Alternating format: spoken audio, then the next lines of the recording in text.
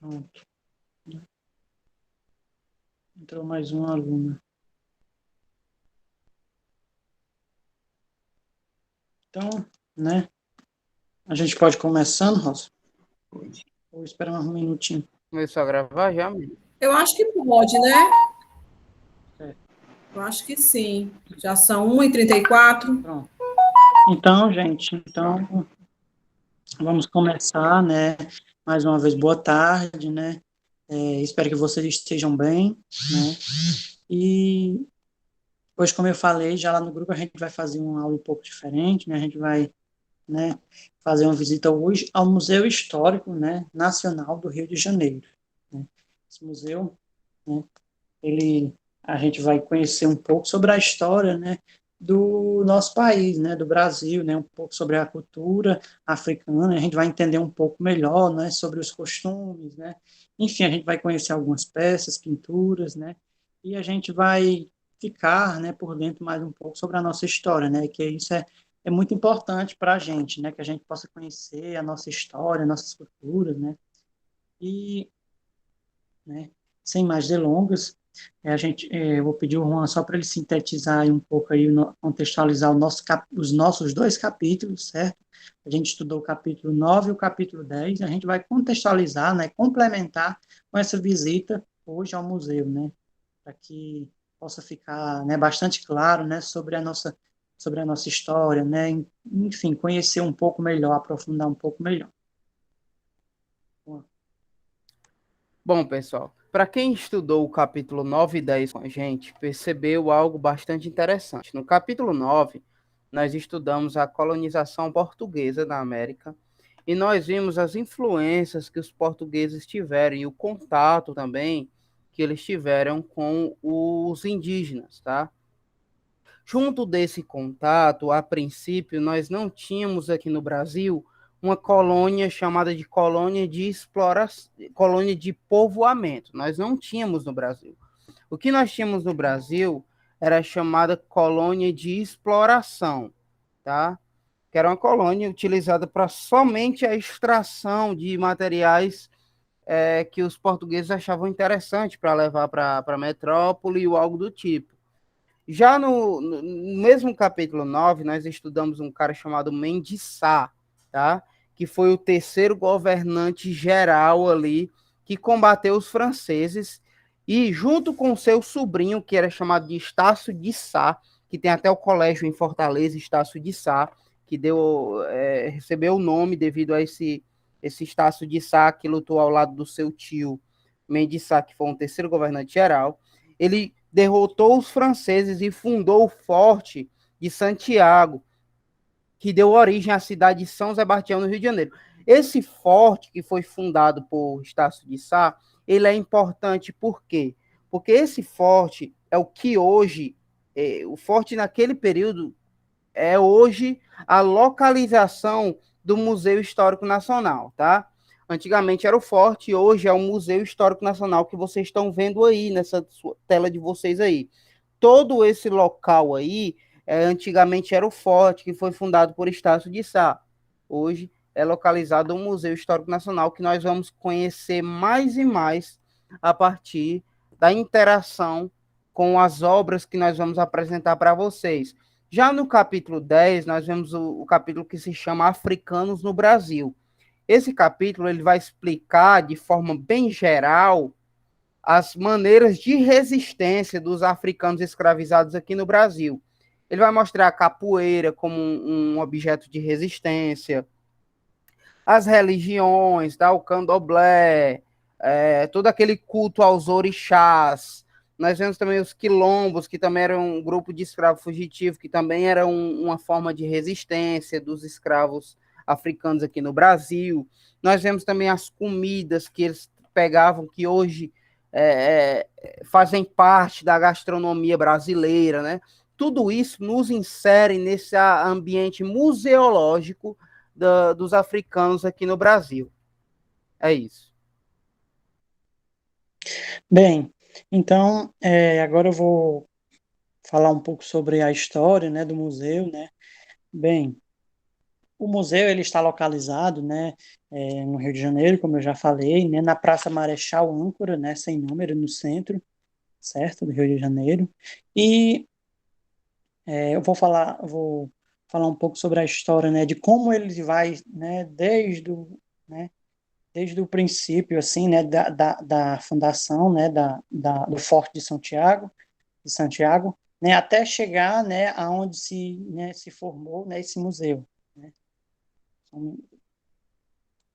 É, numa ponta que numa ponta que avançava sobre o mar, posteriormente conhecida como Ponta do Calabouço, entre a praia de Piaçaba e Santa Luzia, no centro histórico do Rio de Janeiro, os portugueses construíram no ano de 1603 a Fortaleza de Santiago, origem do conjunto arquitetônico que hoje abriga o Museu Histórico Nacional.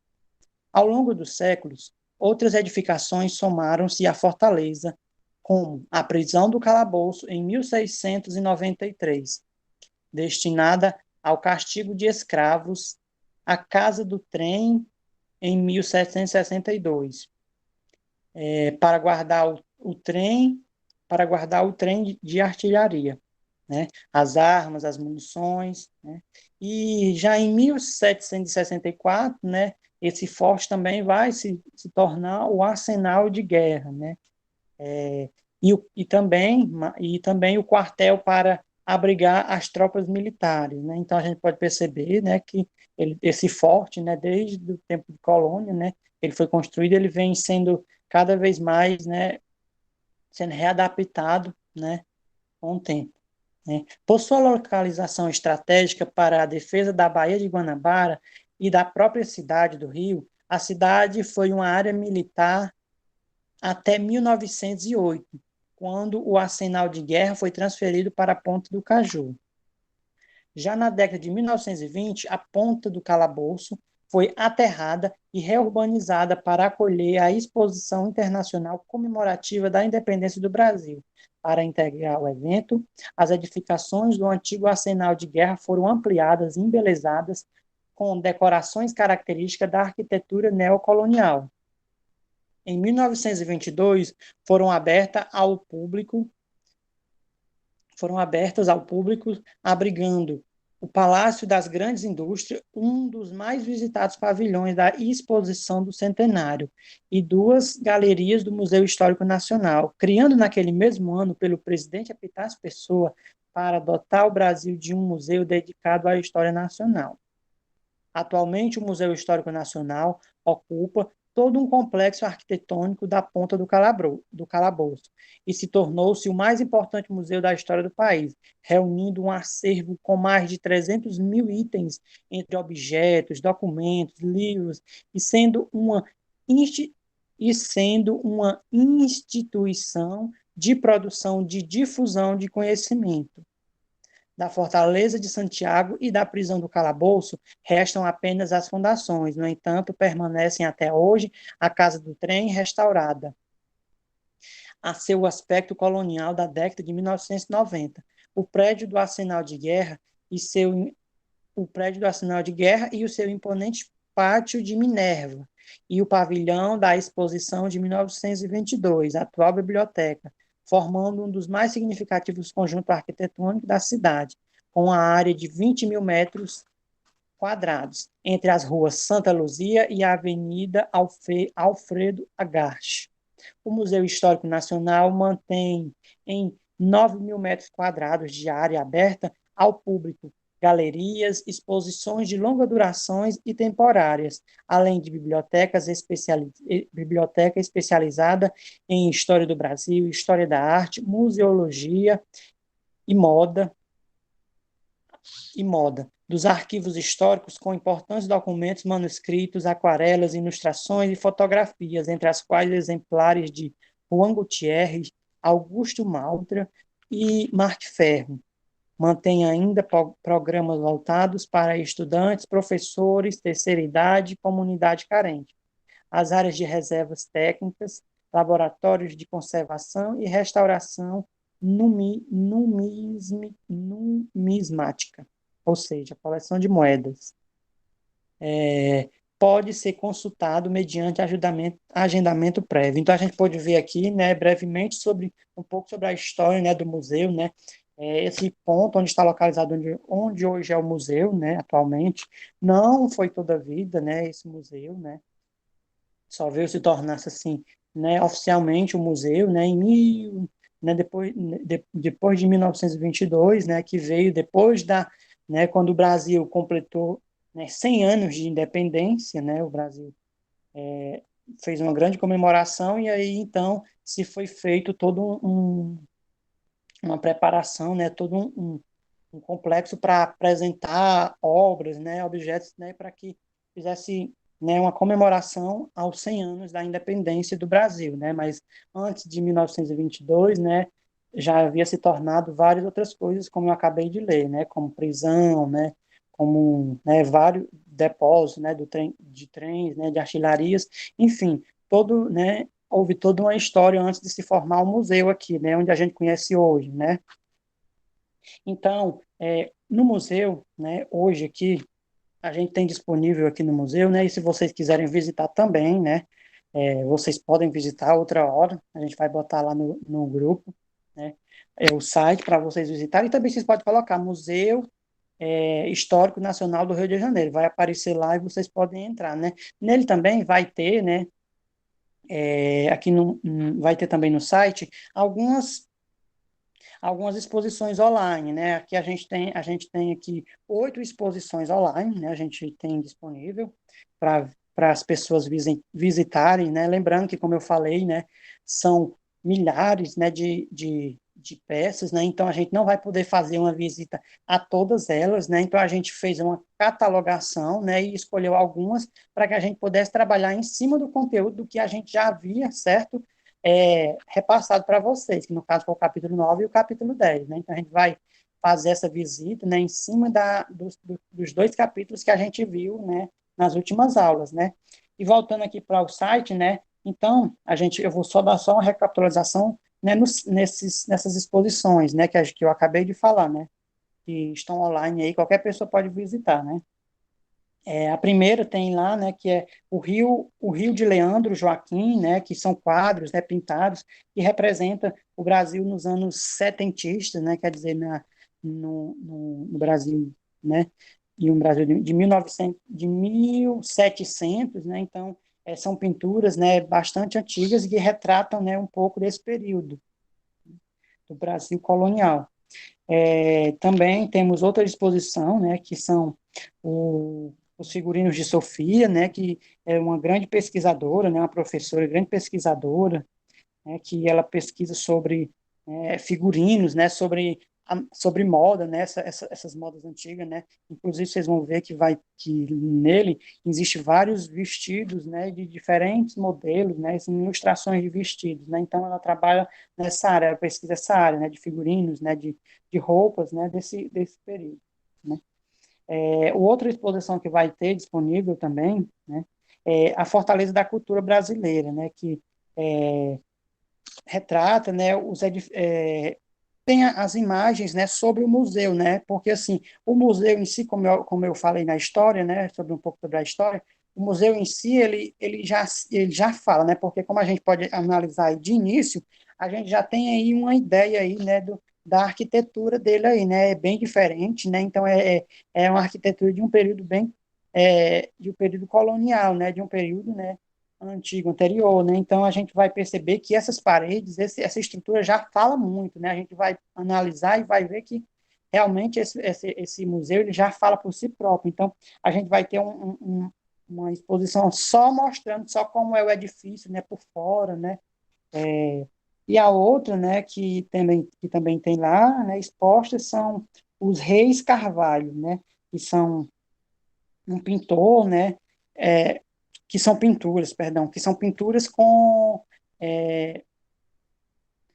inovações científicas, que no período, né, de Dom Pedro II, né, quando o Brasil ainda, né, era um império, ele trouxe bastante inovações, né, o Brasil, né, teve grandes inovações, né, como telefone, o trem, enfim, várias inovações científicas, né, que Dom Pedro II trouxe para o Brasil, e nessa exposição está exposta algumas figuras, né, algumas imagens lá sobre, né, este período, né, como também carruagens, né, o primeiro, né, esse primeiro carro, né, que teve aqui, né, inclusive tem um que só no mundo inteiro só tem dois, né, então aqui no Brasil nós temos um, né, de um carro, né, quase único, né, no mundo inteiro, né, então é muito interessante a gente fazer uma visita e conhecer, né, um pouco, né, é muito rico, né, em detalhes, né, em fotos, né, em tudo, né, então vou passar agora para a Stephanie para poder ela fazer, né, a introdução ao museu.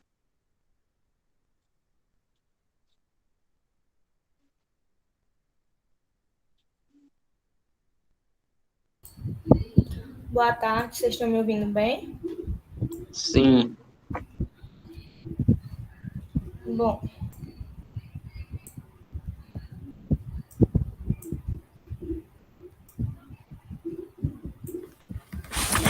vamos lá, né, gente? A cultura afro-brasileira é um conjunto de manifestações culturais do Brasil que sofreram algum grau de influência da cultura africana desde os tempos do Brasil colônia até a atualidade, né? Que os africanos que aqui desembarcaram no período colonial, né, aqueles africanos que na aula passada a gente estudou, que chegaram aqui em navios negreiros, que vieram escravizados, esses africanos, eles não trouxeram consigo só a sua força de trabalho, mas também as suas culturas, né? E quando eu digo suas culturas, é no plural mesmo, porque mesmo eles vindo de um mesmo continente, que era o continente africano, eles vieram de vários países diferentes. Então, eles tinham culturas diferentes. E é importante saber que isso marcou para sempre o nosso jeito de ser, de viver e de pensar, né? Os africanos trazidos para cá, eles são responsáveis por muitos elementos culturais que estão presentes no nosso país, né? A cultura, ela é compreendida como comportamentos, tradições e conhecimentos de um determinado grupo social, incluindo a língua, as comidas típicas, a religião, música, arte, a forma como eles se vestem, entre inúmeros outros aspectos, né?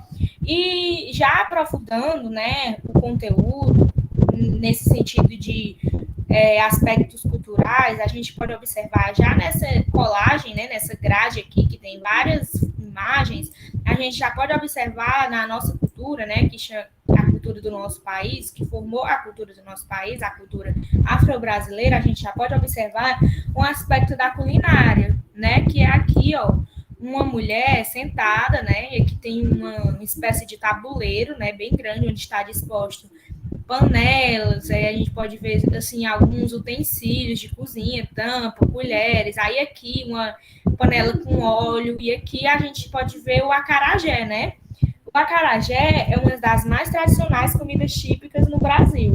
E ele é vendido no país todinho, e principalmente em regiões turísticas da Bahia, né? Ele é feito principalmente por mulheres.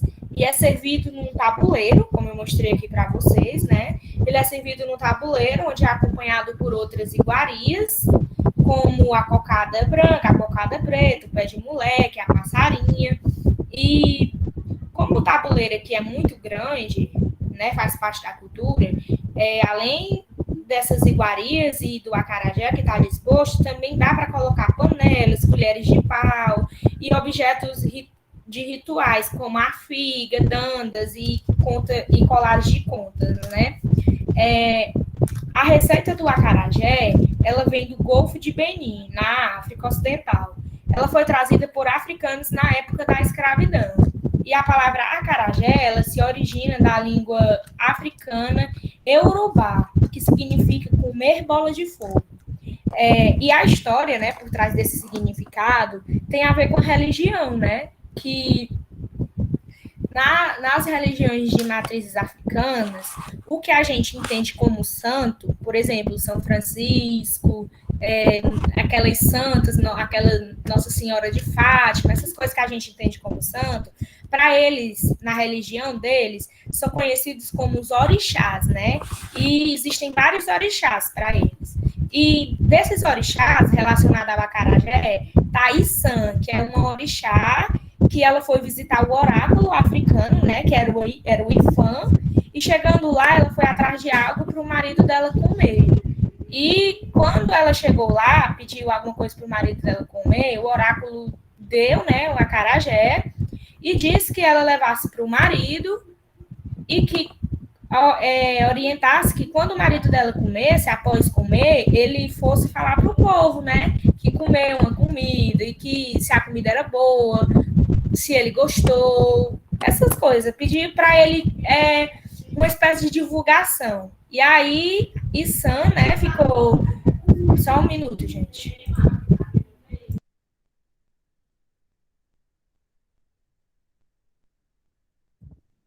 Pronto.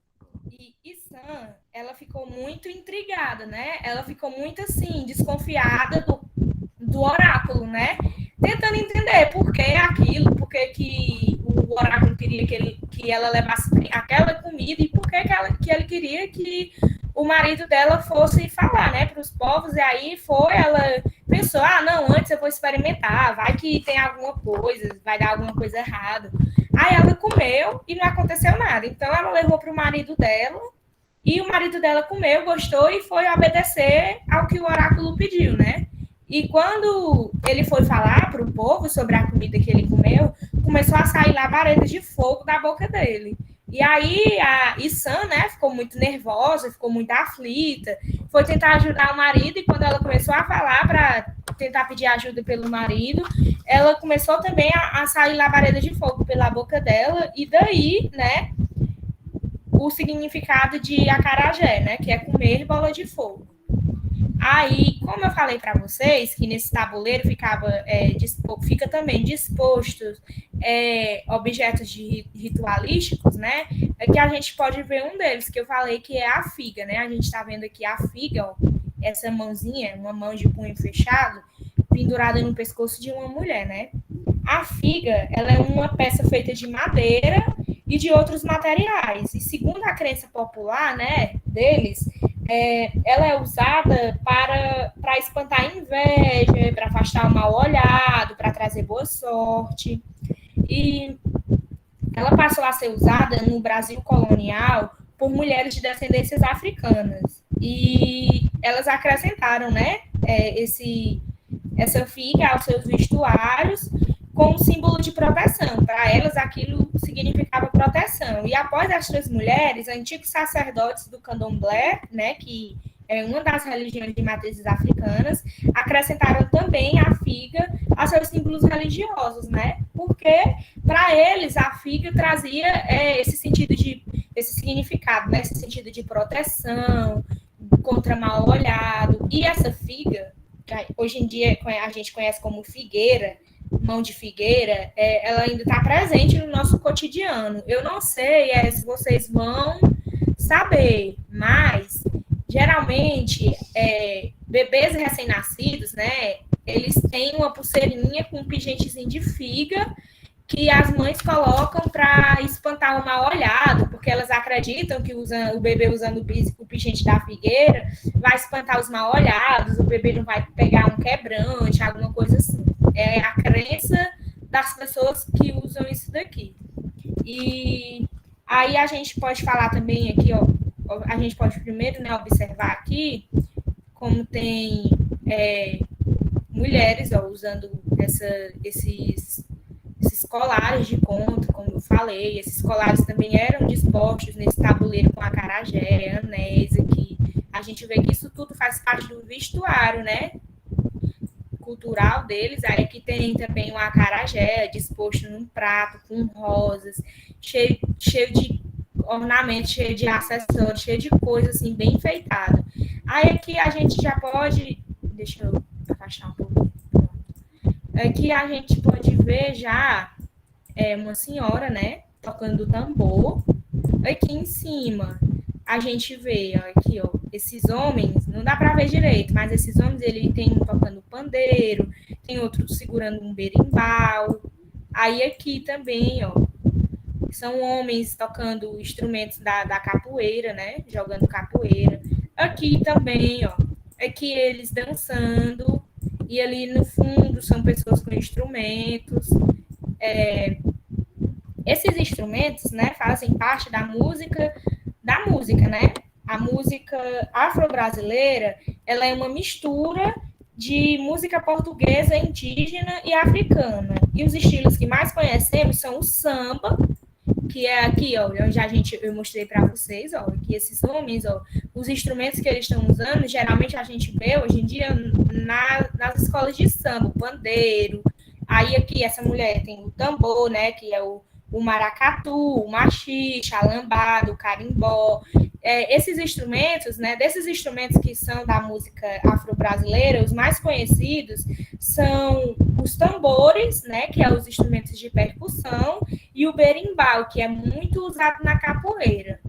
Aí aqui outros elementos que a gente pode ver da cultura afro-brasileira relacionada à religiosidade são essas mulheres acendendo vela. Aqui tem um altar montado, acredito que seja da Umbanda. Aí tem as imagens dos orixás que eles acreditam. Aí aqui, ó, tem um senhor colocando essa comida aqui, a gente chama de oferenda. Que cada orixá, ele recebe uma oferenda. Aqui a gente, quando vai, por exemplo, na igreja católica, e a gente é apegado com o santo, a gente reza para aquele santo. Nas religiões de matrizes africanas, eles oferecem oferendas para os orixás, e cada orixá tem sua oferenda. Tem orixá que gosta de arroz doce, tem orixá que gosta de farinha, tem orixá que gosta de cachaça. Aí, aqui a gente também tem mais imagem relacionada à religião. Aqui a gente vê essa imagem, essa daqui, e essa daqui é sobre em relação ao congado e ao reizado, né? As festas que eles faziam. E aqui, que a gente vai ver um pouco mais na frente, existem essas mulheres que a gente chama de negras de ganho, né? Que eram as mulheres que ficavam na rua vendendo coisas para os seus senhores. Elas vendiam doces, quintutes, pães, coisas desse tipo. Elas vendiam nas ruas. São as conhecidas como negras de ganho. E agora vou passar a palavra para o Mendes. O Mendes vai falar sobre o altar de Oxalá, que é um orixá. Bem, gente, então, como a Stephanie aí deu, né, essa bela entrada aí, né, sobre, né, a religiosidade, né, sobre essa cultura africana, eu vou dar continuidade, né. Bem, aqui, né, no altar de Oxalá, o que é que a gente pode analisar, né? A gente analisa aí, né, um altar, né, muito bonito aí, né, muito branco, né, muito chamativo, né, chama muita atenção, né, algo bem, de uma beleza bem, né, bem rara, assim, né, a gente pode perceber bem diferente, né, coisa que a gente, né, não vê todo dia, né, e aí, né, aí ele, né, esse altar, ele, o que é que ele, né, nos mostra, né, o que é que ele reflete, né, para a gente, né, aí a gente deixa bem amplo, Stephanie, pode deixar assim para me ver isso, que aí eu consigo ver melhor, né? Bom, a gente pode ver, né, aí nesse altar, né, de Oxalá, não tão longe, Stephanie. A gente pode ver no altar de Oxalá, a gente vai ver aí, né, como eles chamam, né, de, acho que é Agdá, né, aí ele está, né, sobre este pilarzinho aí, né, como uma forma, né, de representando uma oferenda, né, na qual os deuses, esses orixás, né, africanos, né, eles recebem, né, como as oferendas, né, aí a gente vai ter mais abaixo dele também outra oferenda, né, mais abaixo, a gente também vai ter como forma, assim, né, de cortejo, assim, como é que eu posso dizer assim, essas flores, né, ele também essas flores também representam, né, uma forma de embelezar aquele altar para o seu orixá, né, eu me esqueci só de citar, né, o autor desta obra, né, que foi Manuel Araújo, certo? O autor dessa obra, né, foi Manuel Araújo, né, um grande né, artista. E aí a gente vai ver, né, como eu falei, essas flores, né, que vai representar, né, essa forma, né, de oferenda, né, para embelezar esse altar, né, e em cima, né, a gente vai ver aí, pendurado aí, né, essa pomba, né, que vai significar Oxalá, né, que é esse Deus, né, que é, no caso, né, eles Oxalá é o Deus do, né, do ar, né, que é esse branco também, né, ele vai representar essa pureza, né, como Oxalá, né, que é o rei da paz, né, ele da pureza, da paz, né, então é, é essa ideia que ele quer transmitir aí nesse altar, né, que foi produzido aí, né, a gente pode perceber, né, nessa cultura africana, né.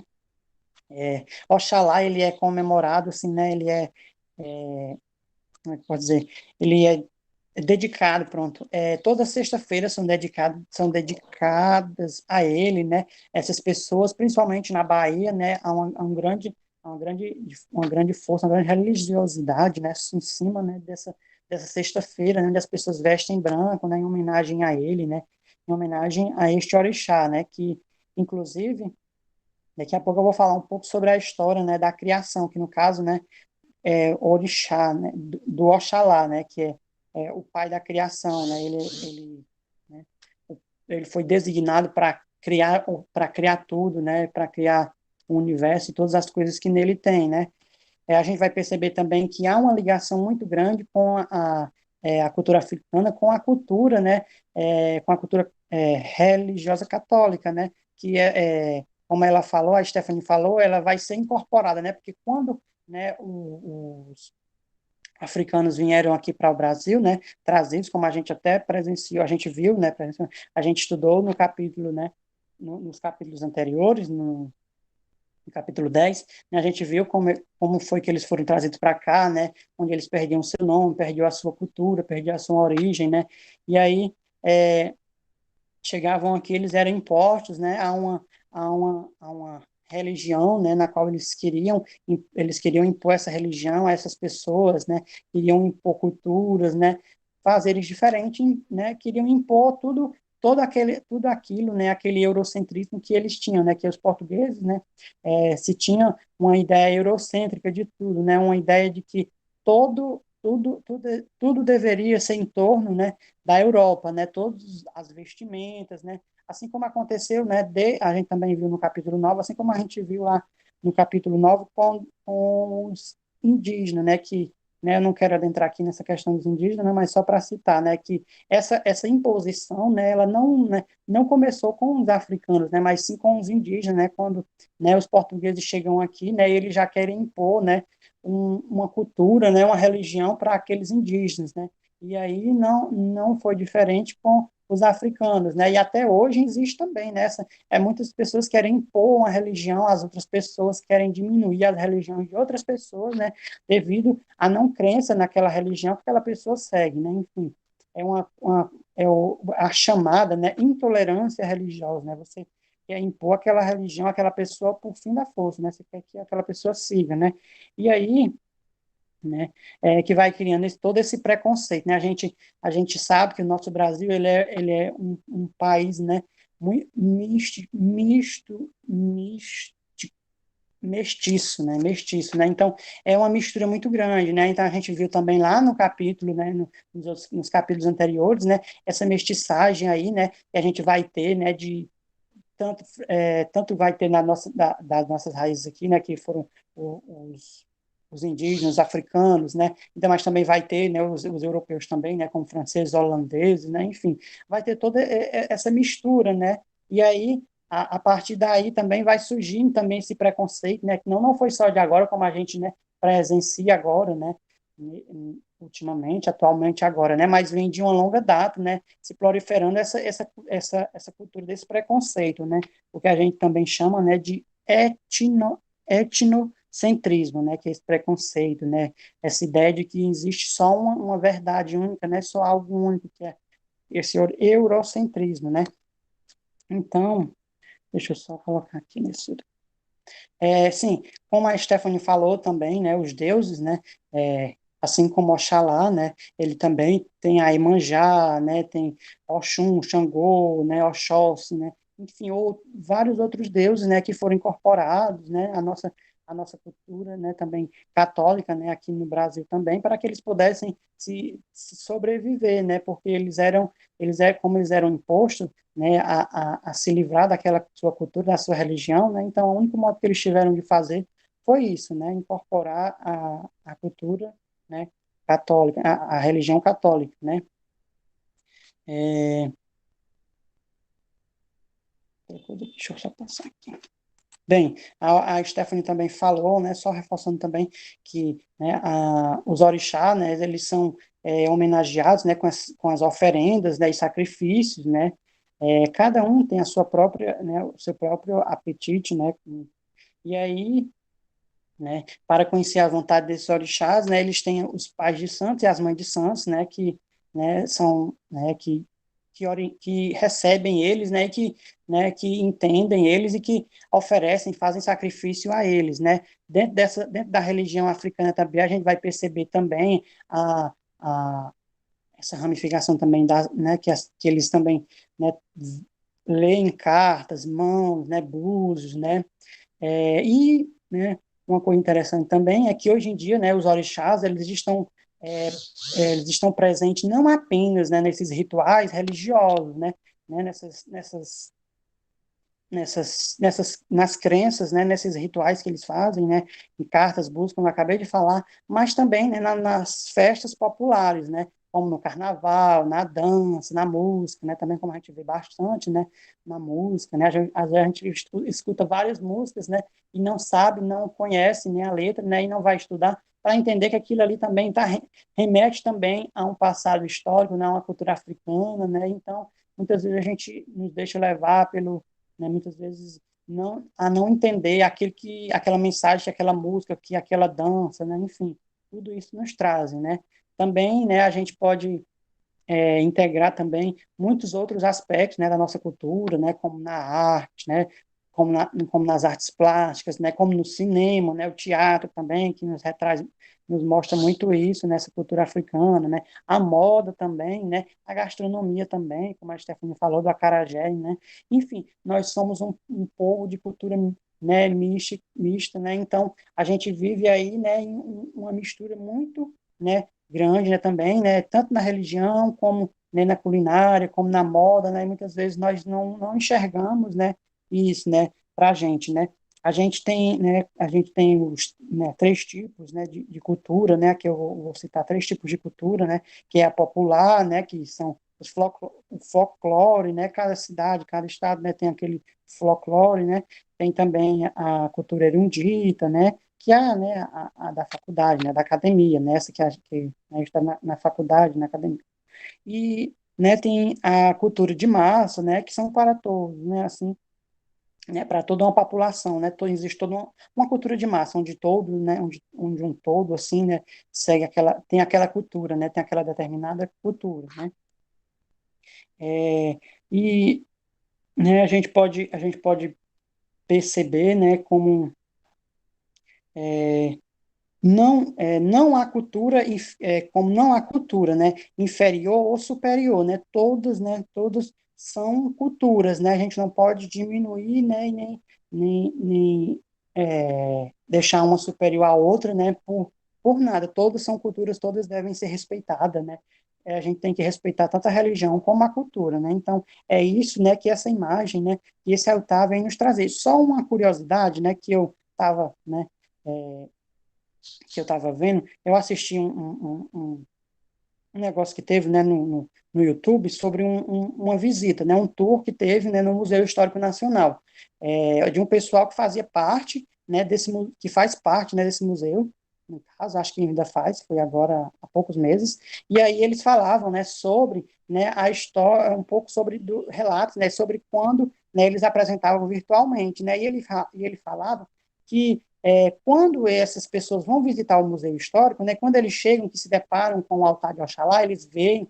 né, algo muito bonito, começam a tirar foto e acham muito bonito, isso e aquilo outro. E aí, quando eles vão apresentar, né, o que se trata, né, sobre a história e tal, e aí eles começam a ficar de cara, mudar de cara, né, ficar estranhos, né, e começam a dizer que não deve misturar, né, a religião com o museu, enfim, existindo toda essa crítica, né, apagam fotos, né, eles relatam tudo isso, né, então é interessante, né, como a gente está tão, né, tão ligado, né, nesse preconceito, né, está tão enraizado esse preconceito na gente, que a gente muitas vezes, né, não enxerga, né, porque às vezes a gente está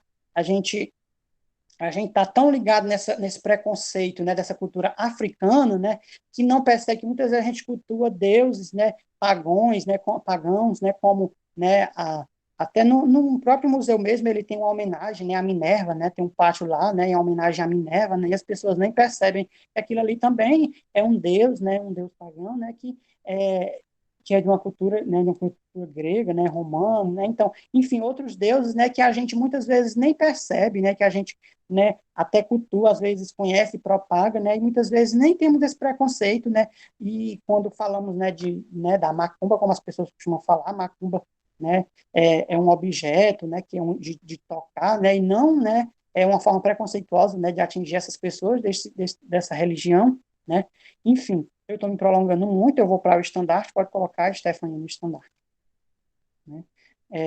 Bem, né, aí não dá para a gente ver, certo? Bem o que se trata aí, mas eu vou dizer para vocês, vou falar para vocês, né, do que está se tratando isso aí, é muito pequeno, nem eu consegui ver, tive uma maior dificuldade, né? Mas aí ela está relatando, né, sobre o quê? Sobre o altar de Oxalá, né, e também sobre a história, né, de Oxalá, né, porque, né, como surgiu, né, Oxalá, né, então, só um segundo.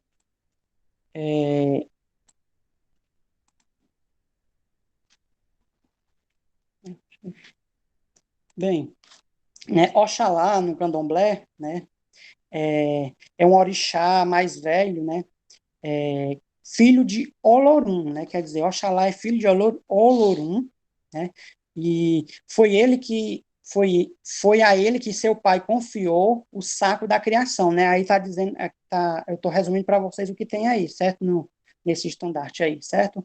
E aí, né, Olorum, pai de Oxalá, né, ele confiou, né, o sacro da criação, né, para que ele pudesse criar o mundo, né, então aqui a gente está vendo aqui um pouco, né, sobre essa história, né, dessa história africana, né, dessa cultura africana, né, sobre a criação do mundo, né, dos deuses, assim como a gente também tem, né, outras teorias de outras religiões, né, da ciência, enfim, né, a gente vai perceber que vai haver algumas semelhanças, né, mas, né, continuando, mas com todos os orixás, com, mas como todos os orixás, Oxalá deveria seguir alguns procedimentos para fazer o ritual da criação. Ele, muito altivo e presunçoso, recusou-se a fazer uma grande oferenda, achando que por ser orixá mais velho, né, que ele foi o primeiro, Oxalá foi o primeiro, né, o primeiro filho de,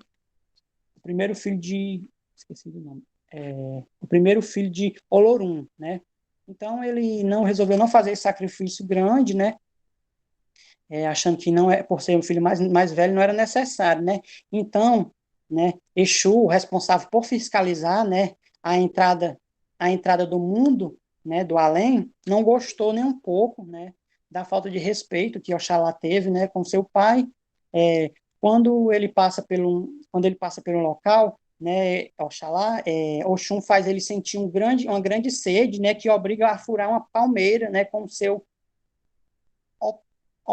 opachoró, né, quer dizer que é uma palmeira lá que continha um líquido vermelho delicioso. Ele começou a beber, né, e acabou embebedado, né, e adormeceu. O que ele não sabia, né, é que aquilo ali era um vinho, né, o vinho de palma, né. Enquanto ele dormia, né, o seu irmão rival, né, chamado Odunduá, né, passou por ele, roubou o saco da criação e o levando até Olorum, né, o seu pai, e contando o que havia acontecido, né, com Oxalá. Olorum então permitiu que Odunduá criasse o mundo. Assim fez toda a oferenda e a primeira cidade a surgir foi Ifel, né? Odunduá tornou-se o primeiro rei dessa cidade, né?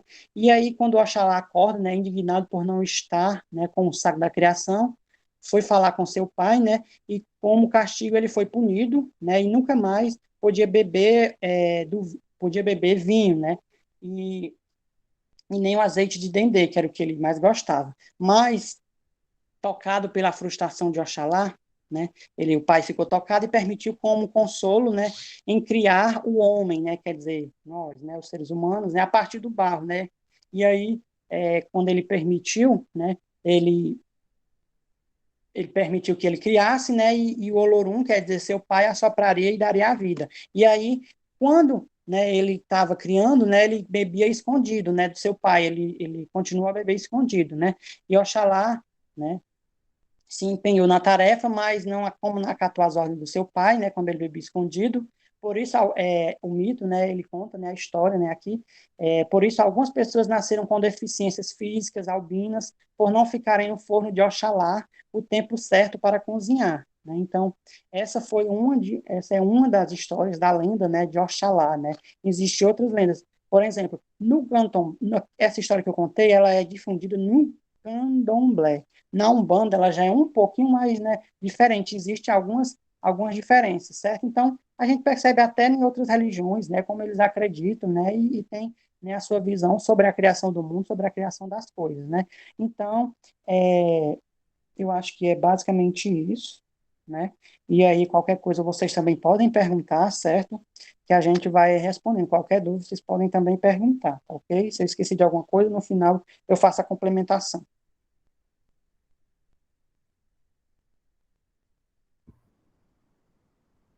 Bom, pessoal, nós vamos tratar agora um pouco das obras, tá? Mais especificamente das obras do museu. Essa obra, pessoal, ela se chama Domingo de Festa na Fazenda e ela foi produzida por um cara chamado Hans Nobauer, tá? Ela retrata muito bem essa diversidade etnocultural que a gente tem hoje em dia no Brasil, tá bom? O que eu gostaria de interagir um pouco com vocês, pessoal. O que vocês veem ao ver essa obra aí do lado? Vocês podem digitar aqui no chat, tá? Que eu vou lendo aqui. O que vocês veem? O que vocês, olhando, vendo esse escopo geral que já foi dito para vocês, o que vocês veem ao olhar para essa imagem, para essa obra? Você sabe que quando a gente entra no museu, a gente tem que extrair o máximo das obras, né? A catarse, o sentimento da obra. O que vocês conseguem ver? Festas. O Daniel disse festas. Pronto, são festas, realmente. Mas, em aspectos gerais, o que vocês conseguem ver aí? Nós vemos uma árvore, né? Uma árvore gigante, nós vemos uma casa. Nós vemos mais o quê? O que vocês podem me dizer mais dessa obra?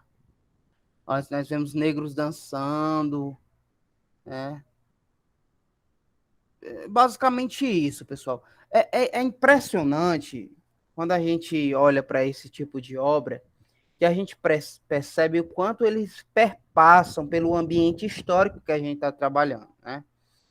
Vocês podem perceber que a gente vai trabalhar mais, focar na área dos negros aqui no Brasil, as nossas heranças gastronômicas, nossas heranças culturais que eles deixaram para nós. É aquilo que o Sérgio Buarque disse, né? Nós somos um tiquinho, né? Você pode ver um loiro de olhos azuis e eles têm herança racial negra. Eles têm herança africana no sangue deles, eles têm sangue africano correndo nas suas veias. O Brasil, ele é um dos únicos países que podem dizer que eles são mestiços, eles podem dizer que eles têm culturas muito diversificadas. Se vocês forem em Londres, pessoal, na Inglaterra, vocês podem ir na Grã-Bretanha, na China, vocês vão ver, vocês não vão poder dizer que lá é uma mistura de povos. Eles não podem ter esse privilégio. Já o Brasil, ele tem esse privilégio, porque o Brasil, você encontra pessoas de sangue alemão, você encontra pessoas de sangue africano misturado com sangue português, você encontra pessoas com sangue de origem africana misturado com sangue de origem francesa. Você vê tudo isso, pessoal. É por isso que você vê tantas pessoas diferentes. Quem aqui não consegue diferenciar um inglês nascido da Inglaterra de um brasileiro? a gente consegue diferenciar, justamente por conta dessa mistura. Agora, o brasileiro, quando o brasileiro vai para outro país, quase ninguém sabe que ele é um brasileiro. Quando você pergunta, esse cara aqui, você acha que ele é de onde? As pessoas dizem, não, esse aí é da África. Aí, esse aí é da Alemanha. Aí, esse aí é da Holanda.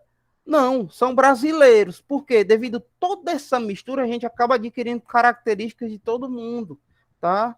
Características que a gente muitas vezes passa despercebida para nós que somos brasileiros, somos acostumados a ter esse contato com diversas etnias, mas para as pessoas lá de fora, eles conseguem olhar para a gente e perceber essa diferença, tá?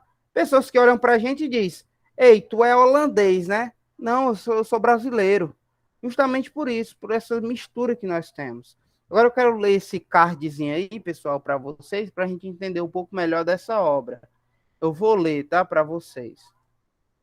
A cultura afro-brasileira possui características que variam de acordo com as regiões geográficas, as trajetórias históricas e as diferentes matrizes africanas que acompanham. Entre os elementos mais conhecidos estão as religiões de culto aos orixás. Essas religiões de culto aos orixás é candomblé, umbanda. O Mendes já tratou muito bem, então não vou adentrar nisso porque o Mendes já tratou, tá? Muitas manifestações permeiam tanto o âmbito religioso quanto o profano. É o caso do acarajé e dos instrumentos de percussão, que inicialmente vinculados às atividades de culto, tornaram-se presentes na gastronomia e na música brasileira.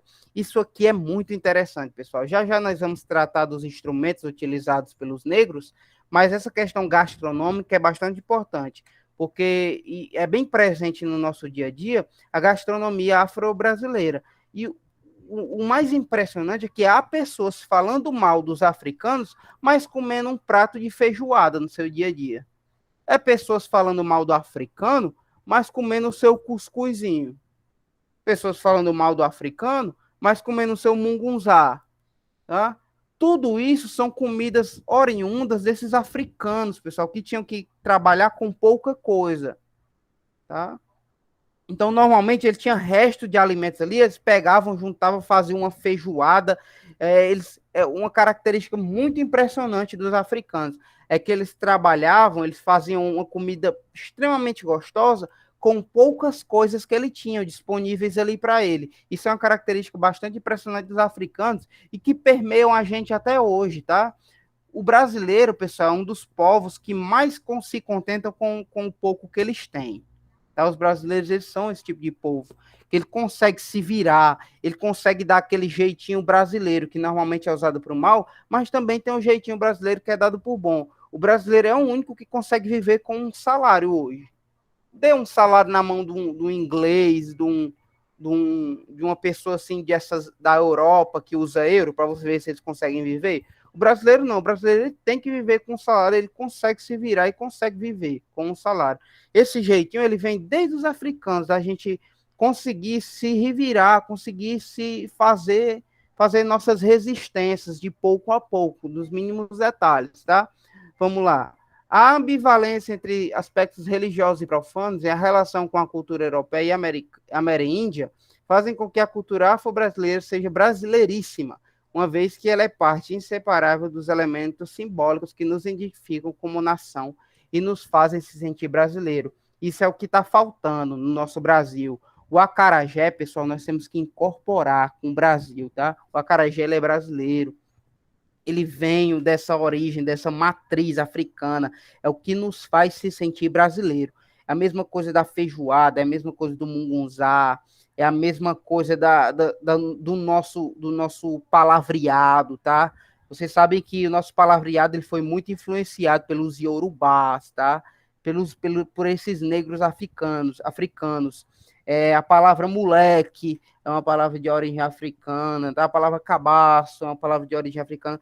Todo esse linguajar que nós utilizamos não pode ser perdido, porque é de origem africana que nos remetem à nossa história. Pode passar para o próximo card, Stephanie, que é o card das joias. É.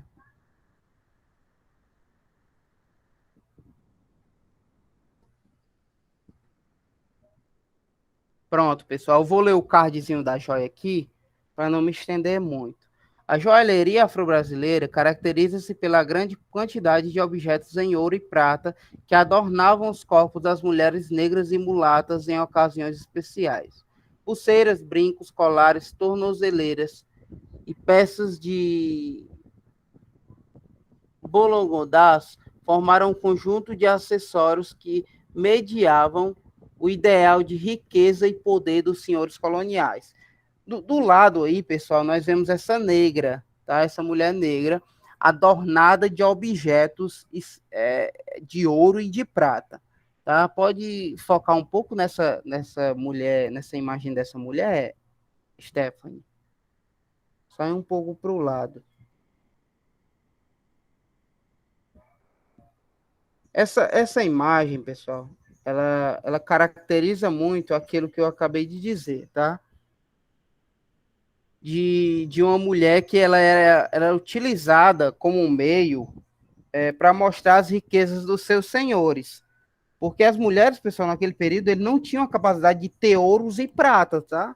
Então, seus senhores a utilizavam como uma espécie de vitrine, uma espécie de manequim, para mostrar as riquezas deles. Então, em festas especiais, elas apareciam adornadas de ouro e de prata, para mostrar a riqueza dos seus senhores. E aqui do lado, ali no meio, nós vamos ver alguns exemplos de peças de ouro e prata que eram utilizados por esses senhores para adornar essas mulheres negras, tá? Da cultura africana. E é bastante interessante essa área do museu. Pode ir para a questão dos instrumentos.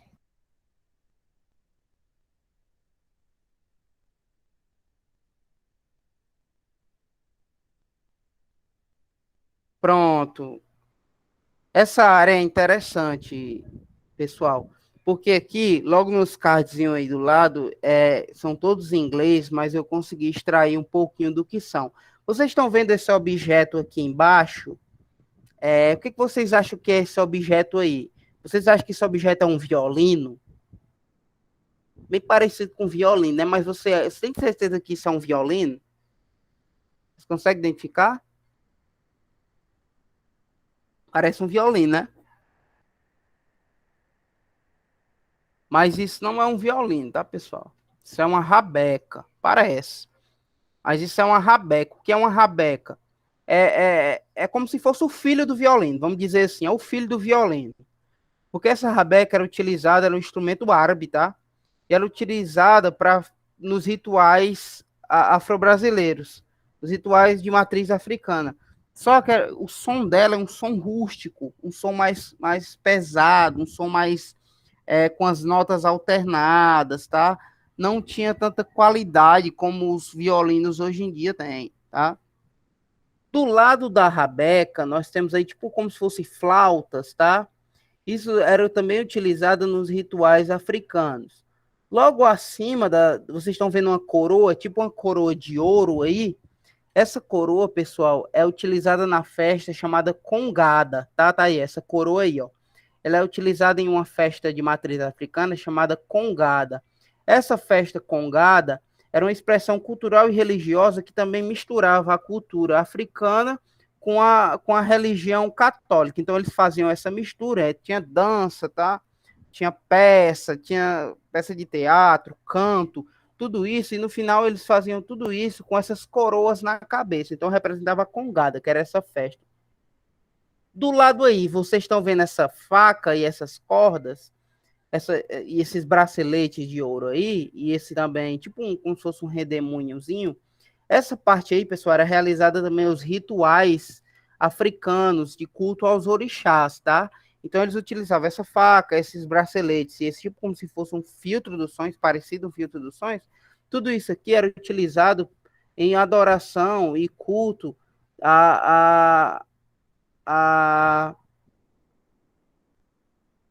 aos deuses de matrizes africanas, tá? Logo acima, pessoal, nós vemos algo também interessante, que é esses tambores, tá? Esses tambores, eles têm um nome. Qual é o nome desses tambores aí? É um atabaque de cunha. O que era esses atabaques? Era utilizado muito pela Umbanda e, no geral, pelas religiões de matriz africanas, né? Umbanda, Candomblé, para culto a esses deuses. Do lado dele nós temos um bonequinho. Esse bonequinho também era para representar os orixás, tá? E as mulheres negras, elas confeccionados e vendidos nas festas, tá? Basicamente é isso, pessoal, essa área.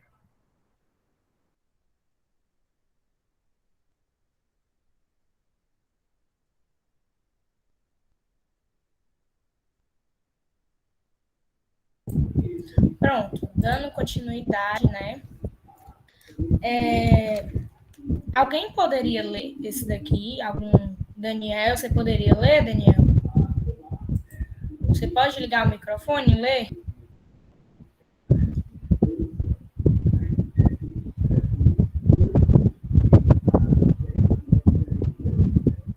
Ah, tudo bem, então. Então, vamos fazer assim, ó, vocês leem aí e eu vou explicar. Durante quase 400 anos, né, o escravismo brasileiro consumiu muitas gerações de africanos. Para os escravos, a expectativa de vida era péssima, né? Então, eles não tinham uma expectativa, assim, de viver muito. E isso, né, a gente já compreende desde a forma como eles foram trazidos para cá, né, que foram em navios negreiros, que onde cabiam 100 pessoas, os portugueses colocavam 300, davam água do mar para eles beber, eles não tinham uma boa alimentação, eles ficavam doentes por beber a água do mar. Então, desde o início, esses africanos que foram trazidos para cá, eles já sofriam maltratos, né? Eles já vinham de uma forma desumana, eles já chegavam de uma forma que não tinha como você esperar que eles vivessem muito, porque eles eram muito maltratados. E muitos desses africanos, eles morriam, né, durante a viagem. E, passando para cá agora, quando esses africanos chegavam aqui no Brasil, né, como a gente viu na aula passada do capítulo 10, eles eram levados para mercados, né, e... Só um minuto, deixa eu colocar mais para cá. Pronto. Eles eram levados para o mercado e eles eram vendidos, né, aqui nessa imagem aqui, a gente está vendo um comerciante mineiro, ó, e ele está barganhando o preço de um escravo no mercado de escravo do Rio de Janeiro. Olha só, vocês podem observar aqui nessa imagem que esse homem branco está mostrando esse africano aqui, né, para esses homens aqui que estão sentados observando. A gente percebe que ele aqui está se cobrindo, né, cobrindo o corpo, porque ele está se sentindo exposto, né, está se sentindo humilhado, porque ele está sendo vendido. Então, nesse processo de ser avaliado, eles olhavam os dentes do escravo, se tinha dente estragado, eles olhavam se o escravo tinha alguma ferida, se tinha alguma doença que pudesse afetar o trabalho dele. Então, aqueles que sobreviviam, né, à viagem, eles eram avaliados e vendidos. E na hora dessa compra, né, na hora de comprar esse escravo, o que era levado em conta para a compra dele era o trabalho que ele ia ser submetido. Por exemplo, se fosse um trabalho pesado, né, nas lavouras, nas plantações de cana-de-açúcar, eles escolhiam os homens porque era um serviço mais pesado, então era preferível que homens trabalhassem. E se fossem serviços domésticos, como arrumar a casa, cozinhar, cuidar das crianças, escolhiam as mulheres. E também, né, como vocês viram lá naquela primeira imagem que eu mostrei, as negras de ganho, né? Era muito comum, né? Havia muitos negros de ganho nas ruas da cidade. Eles vendiam, como eu disse para vocês, vendiam utensílios, vendiam doces, quitutes, pães, e eles davam esse lucro dessas vendas para os senhores e podiam também ficar com parte desse lucro, né? Por exemplo, ele ia lá, vendia doce, pegava o dinheiro do doce e levava para o senhor, né, que era o dono dele, o senhor que tinha comprado ele, entregava o dinheiro e aí esse senhor tirava parte desse dinheiro, uma parte bem pouca, e dava para ele. E foi assim, né, juntando esse lucro de vender, que muitos conseguiam comprar a própria liberdade, né? A carta de alforria. E se estabeleciam como comerciantes, né? Então, na condição de escravos, como está dizendo aqui, ó, na condição de escravos, homens e mulheres eram comprados como mercadorias, ou seja, eles eram vendidos como se fosse um objeto, como se fosse uma mercadoria. E no trabalho com o comércio urbano, eles se tornavam mercadores, né? Então, eles passavam de mercadoria para mercadores. E agora a gente vai para cá.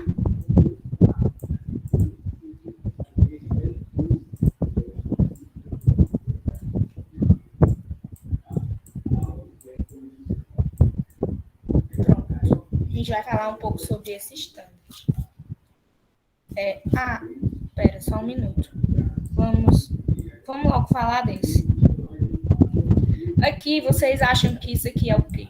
Essa madeira, esse tipo de madeira. Vocês acham que é o quê? Você acha que é o quê, Daniel?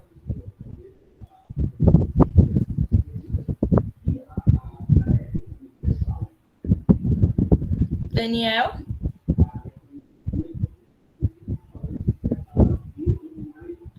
Essa madeira aqui que eu estou reproduzindo, você acha que isso aqui é o quê?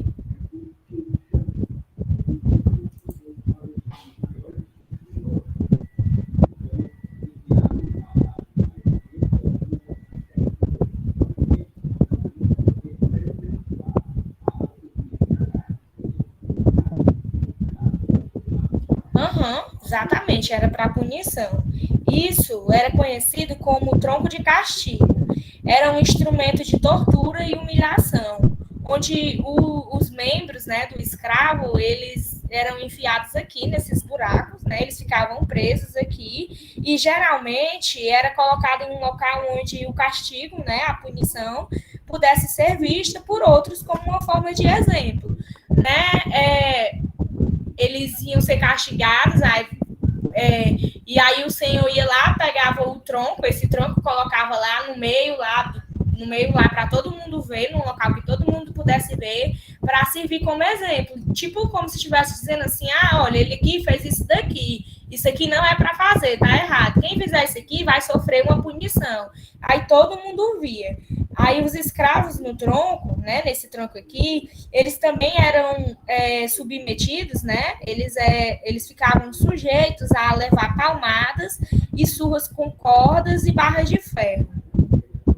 Então, os escravos, eles eram punidos por qualquer pequena coisa. Se o senhor achasse que o trabalho dele não estava bom, se achasse que ele estava com preguiça, fazendo as coisas erradas, eles iam lá e castigavam o escravo por qualquer coisinha, eles batiam, eles botavam nos troncos, eles açoitavam, chicoteavam, colocavam aquela máscara que a gente viu na aula passada, que era a máscara de Flandres, que tampava a boca e deixava espaço só para o escravo ver e respirar, mas não deixava o escravo comer. Então, eles eram submetidos a esse tipo de punição. E agora a gente vai falar sobre plural e singular, né? Plural significa vários, uma coisa que contém mais de um, que é múltiplo. E pluralidade é o fato de existir mais de um em grande quantidade e não ser único, né? Pluralidade tem a ver com diversidade. E o singular significa um só, um único. E singularidade pode ser uma qualidade, uma propriedade do que é singular, uma propriedade do que é único. A formação social brasileira, ela é plural e singular ao mesmo tempo. Plural, pois tem diversas culturas e etnias, de povos que vieram de vários lugares, possuindo, assim, crenças e modos de viver diferentes. Ou seja, né, como eu falei para vocês, os africanos, quando eles vieram para cá, eles vieram de vários lugares, então havia essa pluralidade, né, de cultura, de crenças, de modos, de jeitos de se vestir, de falar, e dessa pluralidade, né, dessa diversidade, a gente pode dizer assim, é que vem a nossa singularidade, né, vem o nosso ser único, que é um país com gritantes exclusões sociais em todas as esferas da sociedade, como na política, que a gente vê mais pessoas brancas do que pessoas pretas ocupando cargos políticos, como no mercado de trabalho, onde a gente vê também que as vagas de emprego são mais ofertadas para pessoas brancas na hora da contratação, a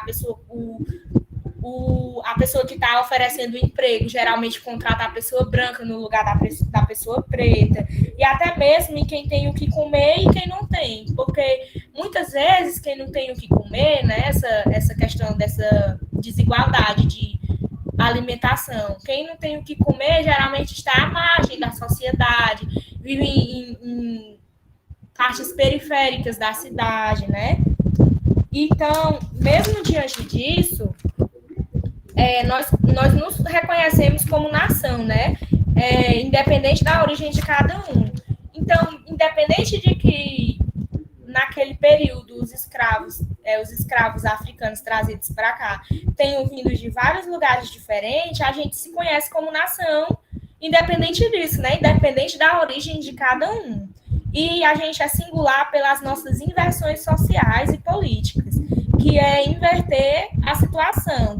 Como negro que, mesmo sendo mandado para cá como escravo, subverteu e subverte até hoje essa lógica excludente, se destacando nas mais diversas camadas sociais, como as artes, as letras e as políticas, que, como eu falei para vocês, mesmo que haja essa diferença na política, que tenha mais pessoas brancas do que pessoas pretas, quando essas pessoas pretas conseguem chegar lá, elas conseguem subverter essa questão que elas foram postas, esse estigma da escravidão. Elas criam leis, elas fazem reuniões, criam políticas, criam cotas para, como é que eu posso dizer, auxiliar para que mais pessoas pretas possam ter acesso à educação, à saúde, a uma vida de qualidade.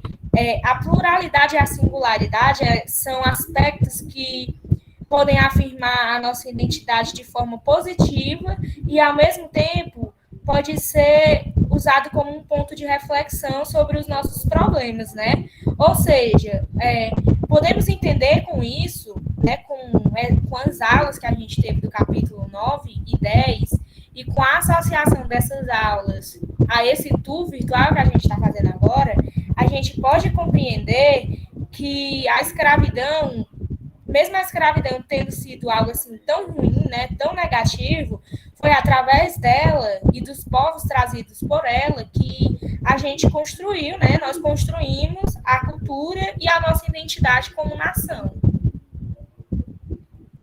E é isso.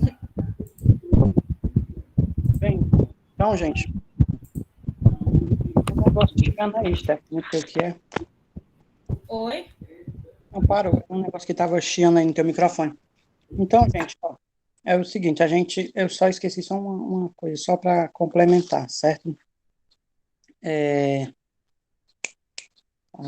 Sim, me lembrei. Esse museu que a gente acabou de visitar, né, ele, reforçando, ele foi há 3 anos, né, no caso, dia 2 de setembro de 2018, sofreu um incêndio, né, o que a gente viu na televisão passando, né, o museu que sofreu incêndio, né, ele perdeu várias obras, né, documentos, né, inclusive a Lília fez até um vídeo falando, né, sobre nessa perca tão grande, né, imensa, né, por causa devido ao descaso, né, que foi, né, tão grande, né, o Estado teve né, esse desgaste do Estado, né, a falta de atenção que o Estado tem com a cultura, né, com a educação, né, e aí também, né, acabou, né, sofrendo também o museu com uma perca muito grande, né, e aí com esse descaso.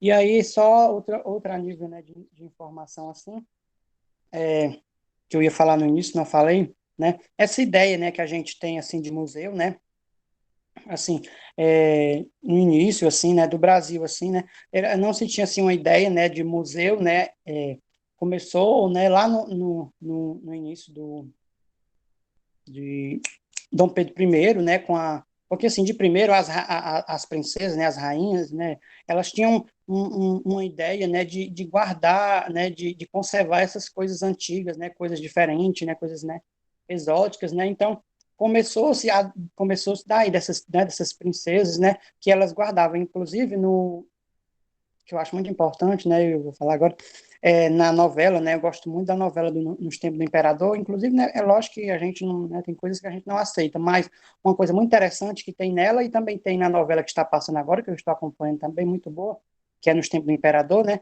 uma coisa que eles retratam muito também na novela é sobre a ideia, né, tanto da imperatriz, da Leopoldina, como agora, né, da Teresa, da, da, da imperatriz Teresa, né, acho que é Teresa Cristo, acho que é Teresa, Teresa alguma coisa, me esqueci agora o segundo nome. Então, a gente pode perceber que há uma ideia, né, desde o período, né, do Império, lá que essa ideia de guardar, né, de conservar, né, nos tempos do imperador, vai ter uma sala lá do Celto Melo, né, que é o imperador, né, uma sala cheia de coisas, de coisas antigas, né, de que ele foi, viagens que ele foi, né, até a múmia, né, apareceu também, né, a gente pode ver na novela, né, que uma múmia lá que ele tinha lá no seu museu, né, assim, particular, né, então, para concluir, né, para reforçar, essa ideia, né, de museu, ela surgiu lá, né, no período, né, lá em Dom Pedro I, né, lá, né, quando a imperatriz Leopoldina começou a juntar, né,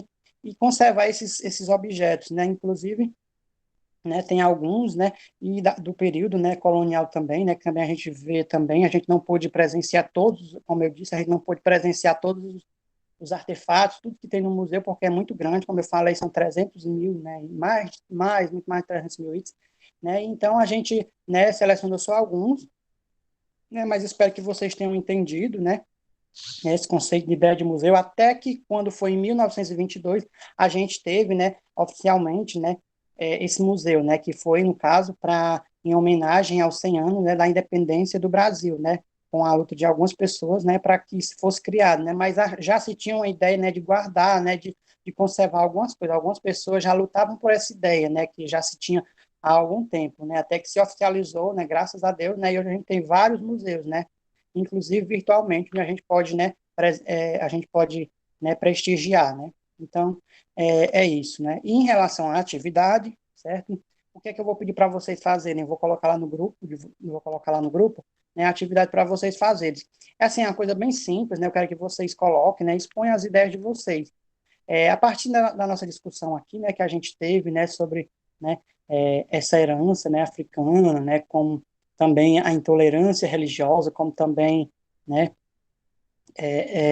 o preconceito, né, e aí o que é que a gente pensou? A gente quer que vocês produzam, né, uma pequena produção, né, um pequeno texto falando, né, sobre, né, hoje, né, na atualidade, né, sobre algo que você já presenciou, sobre algum momento, né, sobre ou intolerância religiosa, ou então preconceito com as pessoas, né, com a sua preconceito de raças, né, de cor, né, e aí a gente pode ter um exemplo também, né, da Thelminha, né, da ex-BBB, né, né, da Carol também, na qual ela, né, praticou nessa forma de preconceito. Enfim, a gente tem vários artistas aí no meio, né, que aí quase todo dia a gente escuta uma notícia diferente, né, dizendo aí, né, ou sobre intolerância religiosa, ou sobre preconceito, enfim, quero que vocês, né, ou então até uma coisa que você presenciou, né, até porque assim, a gente está cercado hoje, os vizinhos, né, amigos, né, a gente vê muito isso, né, essa forma de preconceito.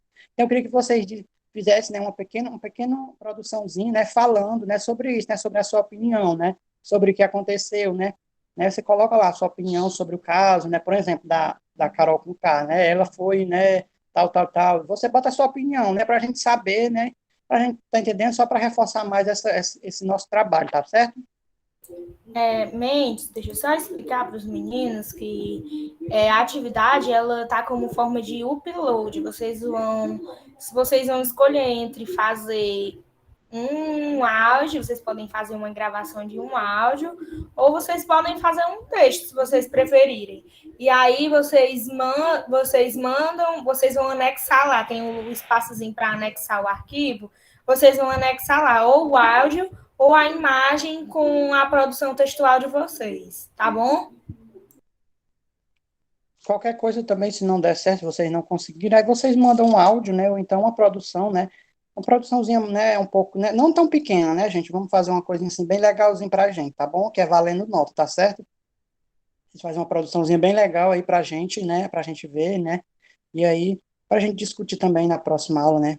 Então, é isso, gente, viu? Obrigado pela presença de vocês e, por favor, não faltem nas aulas, né? Sempre estejam aqui com a gente. É muito importante a presença de vocês aqui com a gente, tá certo? Muito obrigado e boa tarde.